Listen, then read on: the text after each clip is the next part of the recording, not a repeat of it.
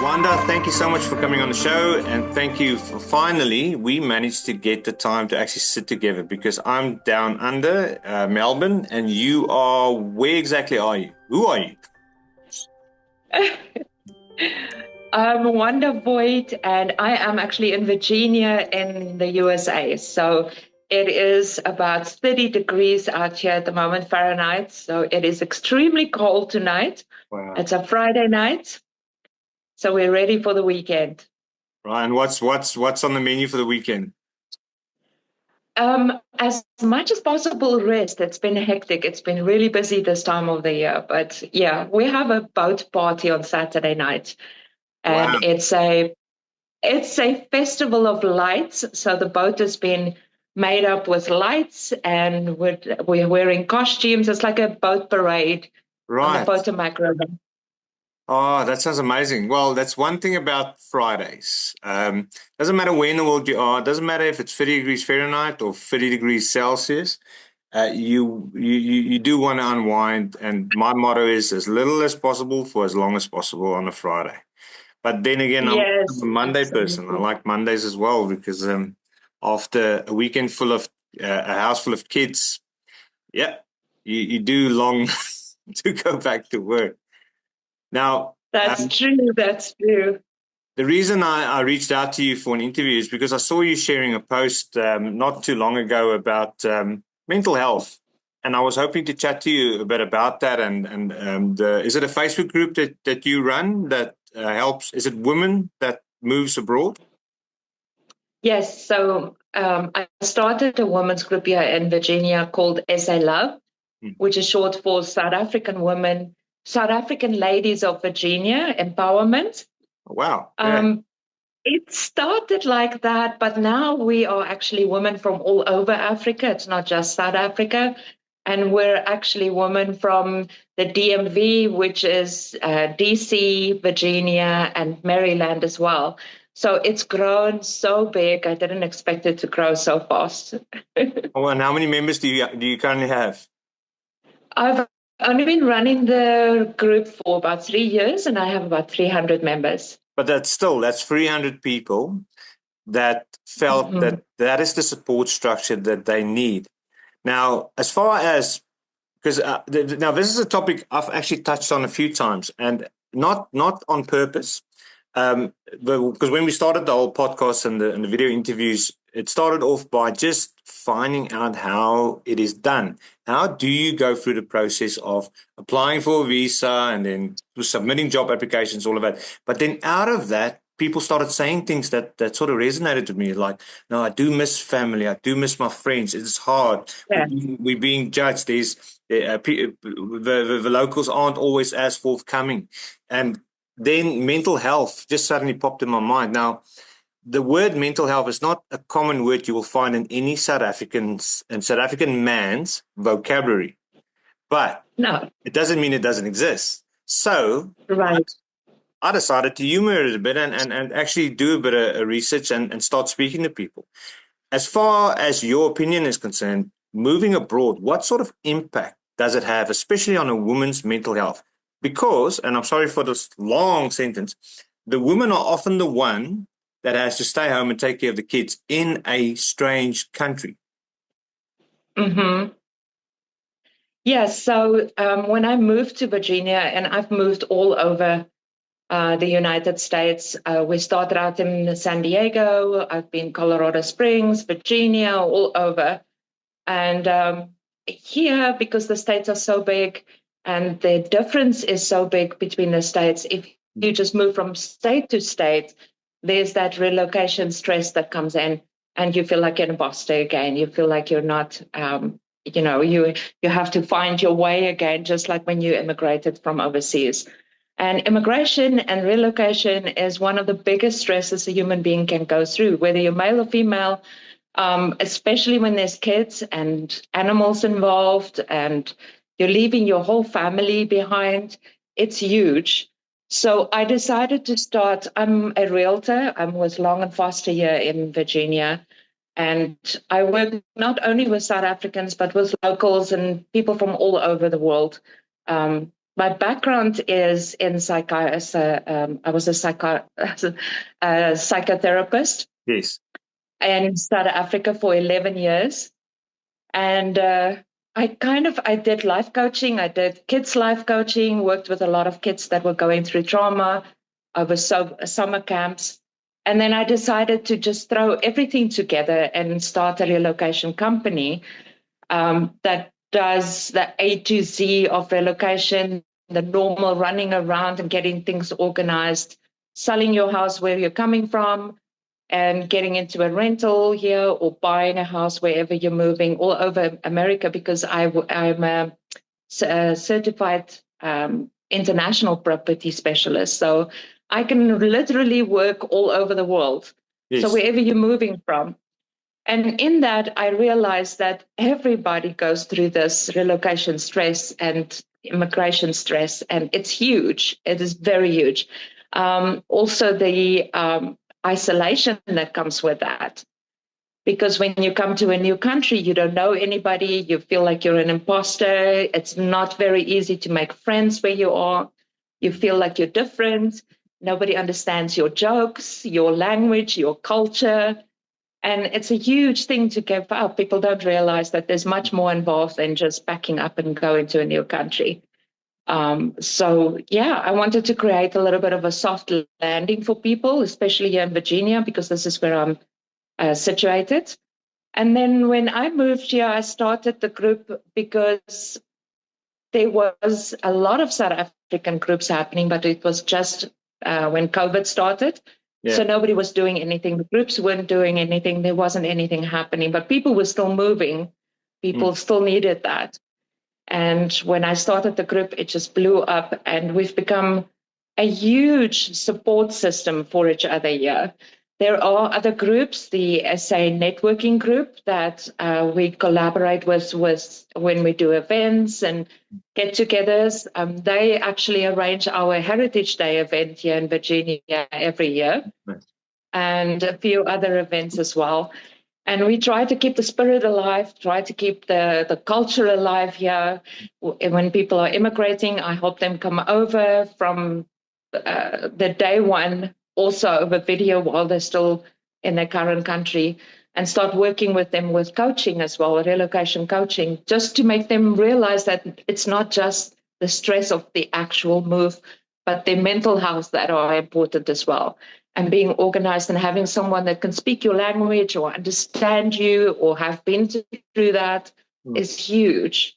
And then when they get here, I introduce them to all the groups. First thing I do is say, get involved in your South African community, because those people are the ones that's going to lift you up. They're going to understand your jokes. They're going to laugh with you. They're going to cry with you. They're going to have advice for you.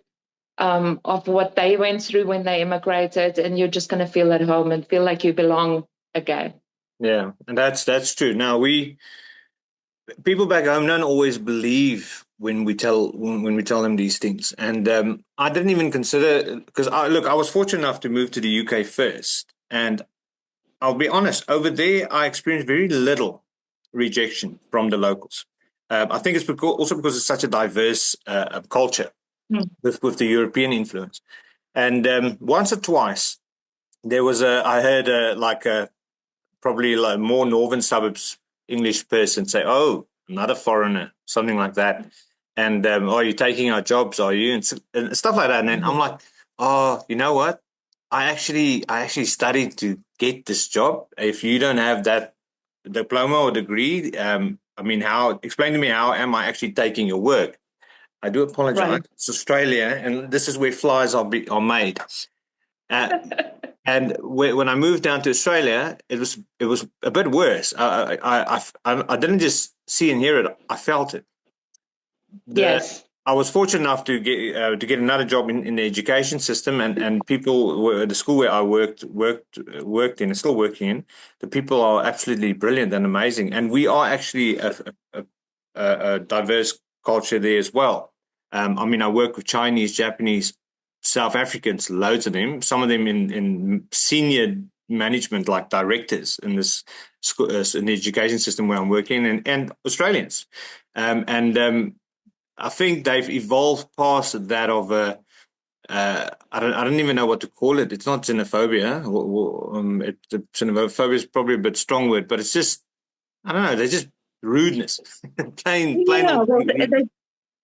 right. They're just not used to different cultures. They don't know how to react to it.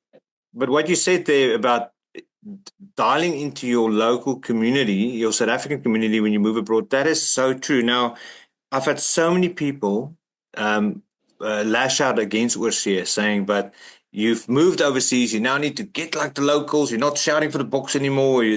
All of this is just shush. You're not wrong, but you're not right. The fact of the matter Right. is there's too much dynamics going on. You don't understand all of it. We are not always accepted.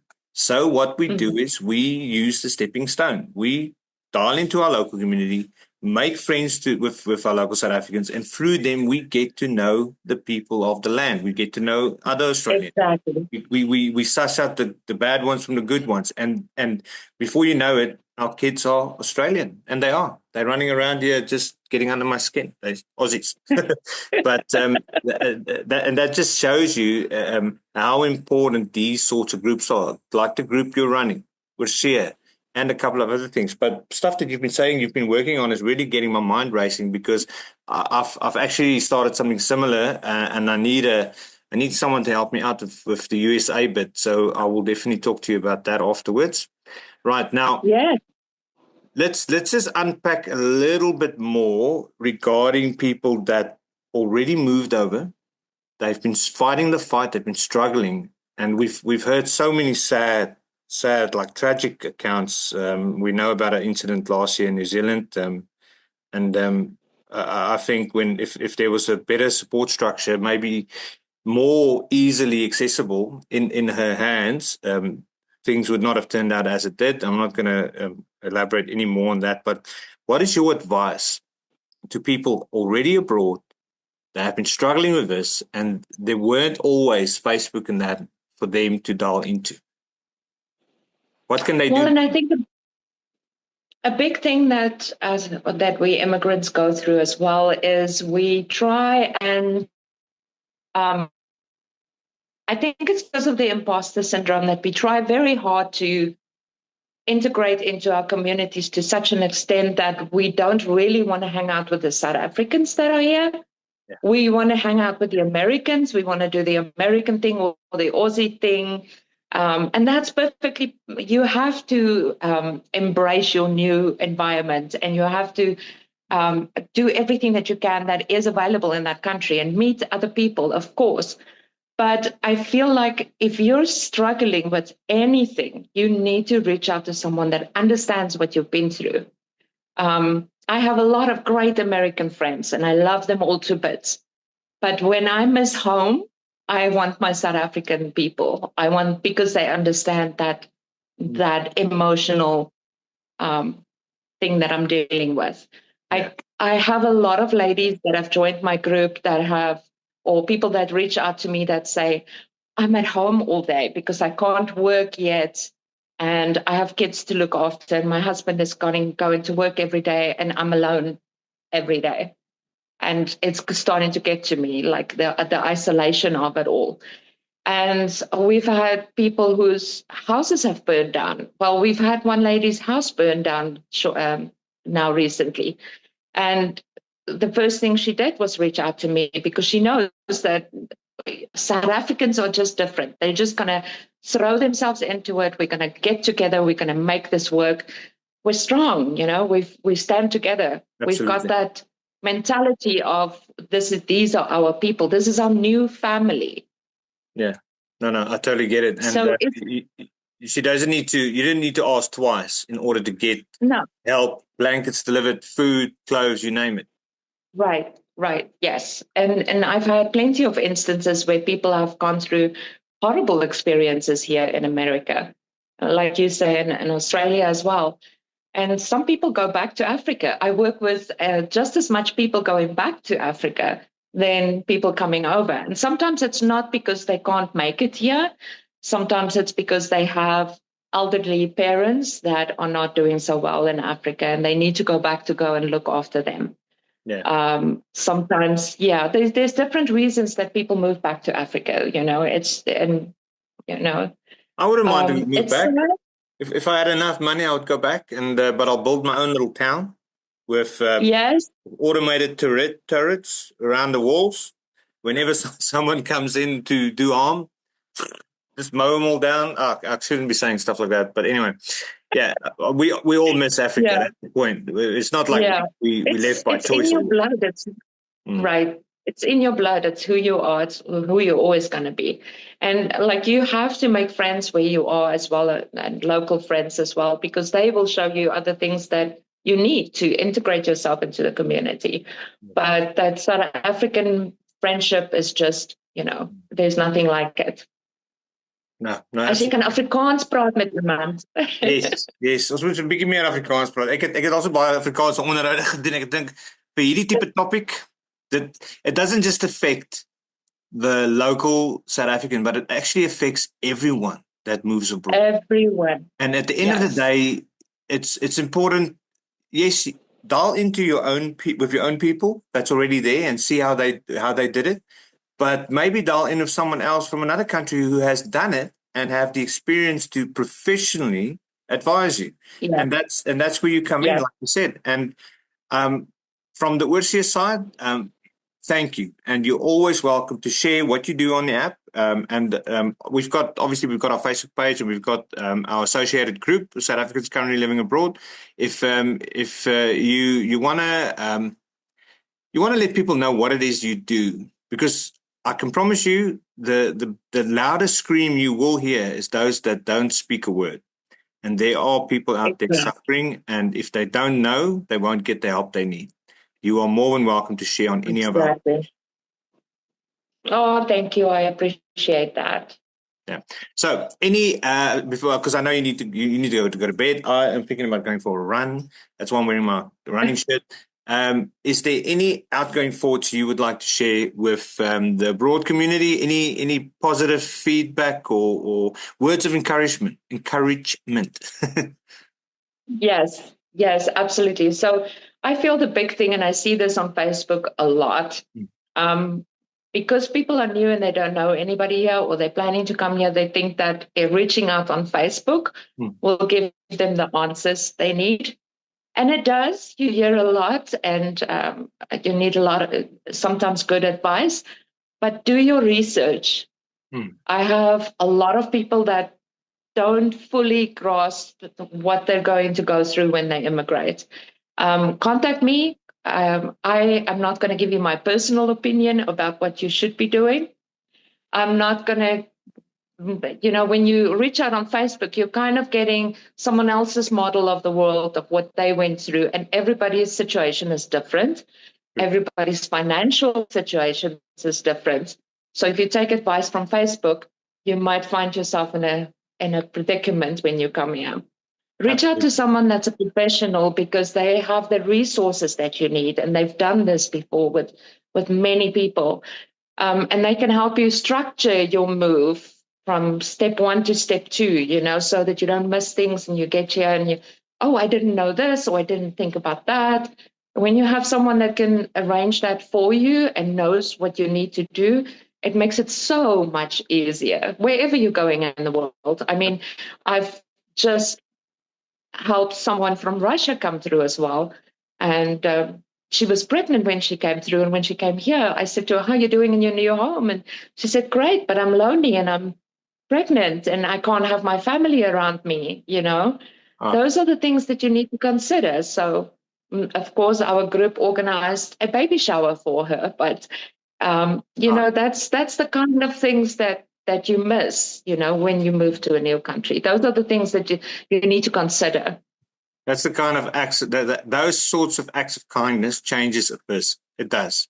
It plants seeds in your soul that it'll blossom later in something beautiful. So yeah, that's thank you for sharing that. That's a great story.